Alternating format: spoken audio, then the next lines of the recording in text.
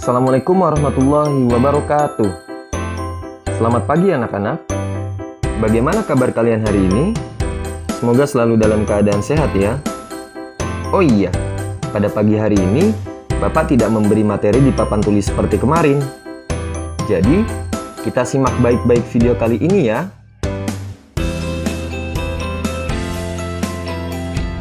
Oke, pada pertemuan kali ini kita masuk pada materi gerak melingkar. Melingkar pastinya sudah tidak asing ya untuk kita semua.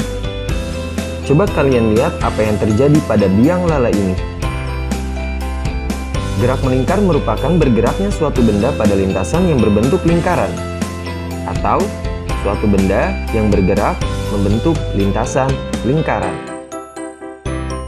Sekarang, yuk kita cari tahu apa aja yang ada di dalam gerak lingkaran. Oke, untuk yang pertama, kita harus mengenal putaran dan sudut.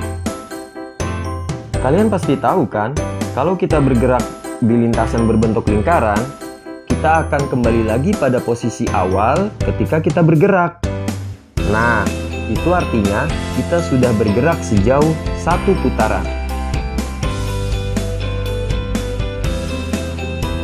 Pada lingkaran, biasa menggunakan radian. Istilah radian muncul berdasarkan radius lingkaran. Sudut dalam radian yaitu hasil perbandingan antara jarak linear atau X dengan jari-jari atau R. Sehingga dapat kita tuliskan secara matematis. Theta atau sudut dalam radian sama dengan X atau jarak linear dibagi dengan jari-jari atau R. Untuk menyatakan sudut dalam radian, kita misalkan pada satu keliling lingkaran penuh. Berarti, untuk satu kali putaran lingkaran penuh sama dengan keliling lingkaran, yaitu 2πr. Maka, theta sama dengan X per R bisa kita tuliskan menjadi X sama dengan 2πr per R, atau sama dengan 2π radian. Maka, satu putaran lingkaran sama dengan 2π radian, sama dengan 360 derajat. Oke, setelah kalian mengenal putaran dan sudut, selanjutnya kita masuk ke perpindahan sudut pada lingkaran. Untuk menentukan perpindahan sudut, kalian harus menentukan posisi awal, yaitu theta 0. Pada jam ini, theta 0 menunjukkan jam 12. Lalu, posisi akhirnya menunjukkan arah jam 3. Kita tandakan sebagai theta. Jika pada busur derajat angka 12 adalah 90 derajat dan angka 3 adalah 0 derajat, maka perpindahan sudutnya adalah delta theta sama dengan theta dikurangi delta 0. Atau delta theta sama dengan sudut akhir dikurangi dengan sudut awal. Jika sesuai jam tersebut, maka 0 derajat dikurangi dengan 90 derajat sama dengan minus 90 derajat. Maka perpindahan sudutnya adalah minus 90 derajat. Dari situ dapat kita simpulkan bahwa jika perputaran searah jarum jam, perpindahan sudutnya bernilai negatif. Dan jika berlawanan jarum jam, perpindahan sudutnya bernilai positif. Oke, sampai di sini sudah paham kan? Yuk kita masuk pembahasan selanjutnya, yaitu periode dan frekuensi. Pada gerak melingkar terdapat periode dan frekuensi. Untuk yang pertama yaitu periode. Periode merupakan waktu yang diperlukan untuk menempuh satu kali putaran, atau dapat kita tuliskan sebagai T sama dengan T waktu dibagi N putaran. Kemudian yang kedua yaitu frekuensi.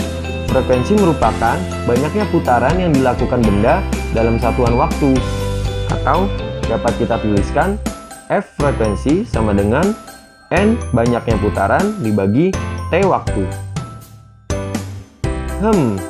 Kalau kita cermati, keduanya saling berhubungan ya, yaitu saling berkebalikan. Maka kita dapat tuliskan bahwa T periode sama dengan 1 per F atau 1 per frekuensi, dan F sama dengan 1 per T atau 1 per periode. Selanjutnya adalah kelajuan linier dan kecepatan sudut. Yang pertama, kita akan membahas kecepatan sudut. Misalkan sebuah pita diikatkan pada roda sepeda, kemudian diputar dengan kelajuan tertentu dalam waktu T sekon. Garis hubungnya antara pita dengan pusat roda menempuh sudut sebesar θ. Terdapat besaran yang dimiliki pita tersebut saat bergerak, yaitu dinamakan kecepatan sudut. Maka, dapat disingkat bahwa kecepatan sudut merupakan besar sudut yang ditempuh benda per satuan waktu atau periode. Kecepatan sudut dirumuskan sebagai omega sama dengan θ atau besar sudut yang ditempuh dibagi T sama benda yang berputar. Jika benda tersebut berputar selama satu putaran penuh, maka sudut yang ditempuh benda adalah 2V radian. Masih ingat yang tadi kan? Sedangkan waktu untuk satu putaran sama dengan periode atau T. Maka kecepatan sudut benda dapat juga dituliskan sebagai omega sama dengan 2V per T, sama dengan, masih ingat hubungan antara periode dan frekuensi tadi kan? Berarti dapat kita tuliskan juga 2V kali F. Yang kedua yaitu kelajuan linier. Kelajuan linier adalah panjang lintasan yang ditempuh per satuan waktu.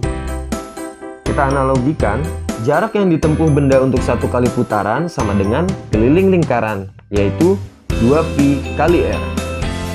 Sedangkan, waktu satu putaran yaitu periode. Ingat yang tadi ya. Sehingga, kelajuan linier dapat kita rumuskan sebagai V sama dengan 2V kali R dibagi T atau dibagi periode. Masih ingat dengan hubungan periode dan frekuensi tadi? Berarti sama dengan juga V sama dengan 2V kali R kali frekuensi. Dari situ, kita dapat menemukan hubungan kelajuan linier dan kecepatan sudut, yaitu kelajuan linier atau V sama dengan kecepatan sudut dikali dengan jari-jari atau omega dikali R.